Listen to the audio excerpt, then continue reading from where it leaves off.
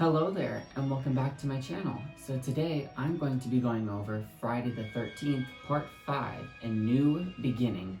This was released in 1985, and it was intended to restart the franchise. Obviously, Jason was such an iconic killer that you can't not make a sequel to something that was as good as Parts 1 through 4. Now, I'm not sure how other people feel about this. I hear a lot of different mixed reviews, but for me, this is not one of my favorites. It happens to have elements of a Friday the 13th movie, but I feel like they kind of just slapped that title onto it. There's a lot of kills that are supposed to be like toned down to be like homages to the original, but just don't end up being as bloody or as gruesome as they should and need to be. There's still some fun parts to be had with this film, so all that being said, let's get right into Friday the 13th, A New Beginning.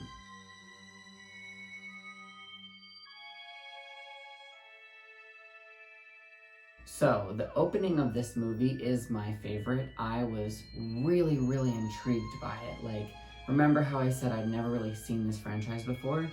So, when they were digging him up out of the grave, it was haunting, and I love that they had Corey Feldman back as Tommy Jarvis, and I was really interested in how this movie was gonna go. Like, wow, like a new beginning, literally. And then that ended up being a dream, and it was kind of disappointing. So we're shown Tommy Jarvis all of these years later, and he's supposed to be like a hot, nerdy, jockish type of thing, but he's pretty traumatized. And now that's the part of his character that I really like and can identify with, is the traumatization part of him. And it kind of sucks that he has to go live in this, a house for like it's like an asylum type place for them.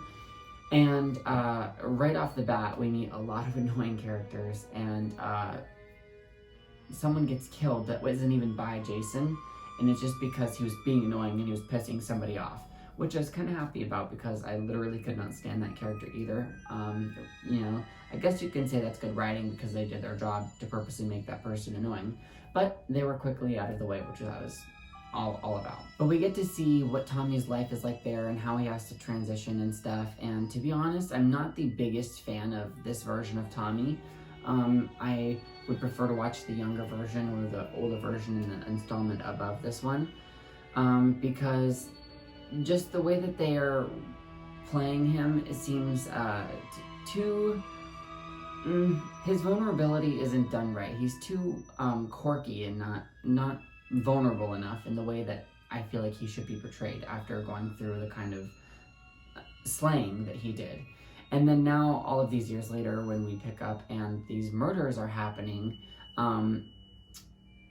something that is, what's happening, the whole premise of this movie is that it's not Jason who's actually the killer.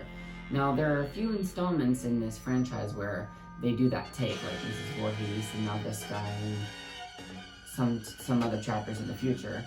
So it's not unknown for this franchise to use that premise, but I think that they were trying to go for like the shock factor in the value, and it really just didn't work, at least for me, because like I said, if we're talking about the kills of this movie, there are so many of them that are nice, that could have been done so well, but are pretty much done off of camera, and then we see the aftermath of. And thank goodness for that, at least, because in like some of the earlier Friday movies, like the first one, you don't see the aftermath even, it just kind of happens off screen. But I feel like they thought that they were gonna make people try to think that the killer was Tommy, and then they wanted us to think that, and then whenever at the end the guy shows up and it looks like Jason, we're supposed to believe that he's back, and then there's supposed to be a second twist on, no, that's not even him either, it's the father of the kid who got killed at the beginning, because he's mad and he doesn't want to get caught, so he dresses up as Jason and pins the murders on that tall tale and legend around their lake.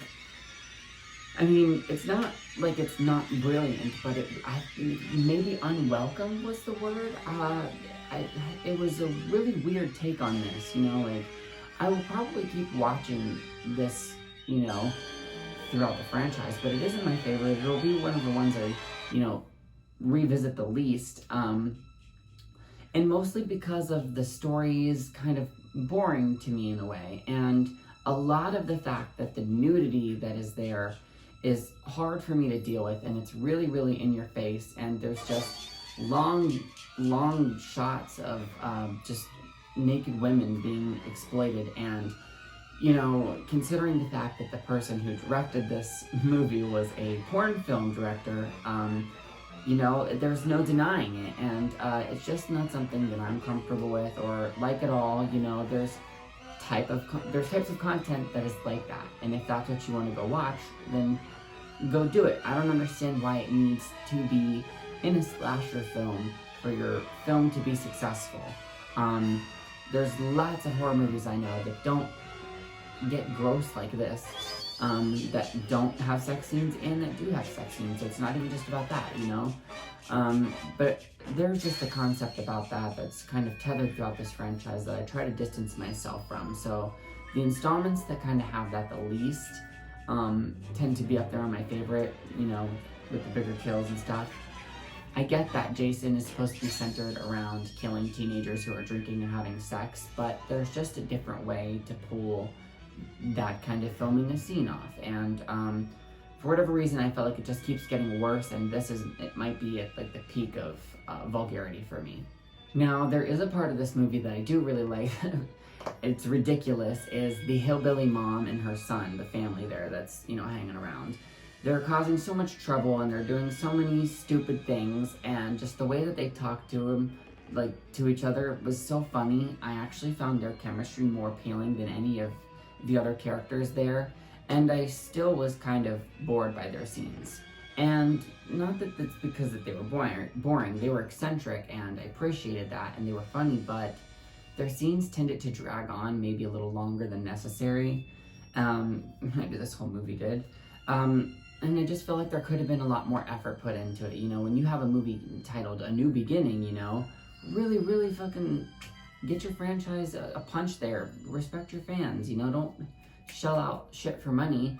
And I feel bad for the fans who've been following this throughout however many years now, because a lot of these installments are cash grabs instead of something for the fans. And it's like, if you're gonna go to the effort, why not make it good, or at least what they want, I'm sure a lot of people feel that way, but whatever. So we're getting to the end of this film, and it takes place in a barn, kind of just like the other ones. And the final showdown is fun. It's kind of what is the most interesting and keeps your attention. Obviously, this far into the film, it's kind of what we're waiting on for, the payoff. And there's, some action there, and they do some tussling around and throw him out of the barn, and it's when all the secrets are revealed.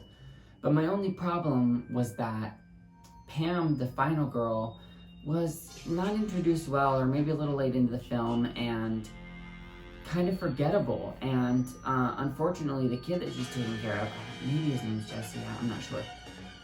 Whatever his part in this is, they were trying to copy or replicate the kid Tommy Jarvis factor from the previous movie into this one, and I don't know if they had completely pulled it off well for me. I hate to just keep ragging on this film because, it's still a Friday thing, and it's still something to watch, and it still has kills in it, but, another part that just takes it down for me is the whole enchilada scene, why or what, and I don't really know if there's anything else to be said other than that. So yes, those are my thoughts on a Friday the 13th, A New Beginning. And I hope you share down in the comments what you thought, what your opinions were, what parts work for you and what parts don't. Remember, this is the Friday the 13th review series, which I'm sure plenty of you already know and have been following along with. But be sure to check out a lot of my friends doing this franchise down in the comments or in the description. I'll have all of the links to their channels. Each one of them provides a different perspective, and that's kind of why we all came together to do this in the first place. I watch along to get their perspectives just as you do, and they watch mine, and we all give feedback, and it really helps us grow with each other. There's new memes and new content sharing and group chats, and just it's so much fun, and it really connects people, and there's always something to talk about whenever it comes to these films. So yeah, be sure that you go ahead and check out all of that stuff, and this is my box set once again, and here is the case for part 5. This is another one of the reversible covers, and as I'm doing this review, I'm realizing that I actually like the other cover slip better, so I'm gonna go ahead and switch that on right now. So actually it turns out that I like this side better, and once again, this is my box set, beautiful, pretty appreciative to have it a part of my collection, and something I very much cherish. If you have a way to get it, I absolutely encourage it. It's a great thing to add to your collection. Well, thank you so much for sticking around and watching. I encourage you to check out some of my other videos. I have done a bunch of different genres, and I plan to do a bunch more. I've done some location visits, and I've gone over some of the items that I have. I have a bunch of other playlists and stuff. I do live streams, and like I said, be sure to check out my friends' videos and channels and like and subscribe their stuff, and leave fun comments for them. And thank you for watching, and check back for whenever I post something new. Alright, I'll see you next time.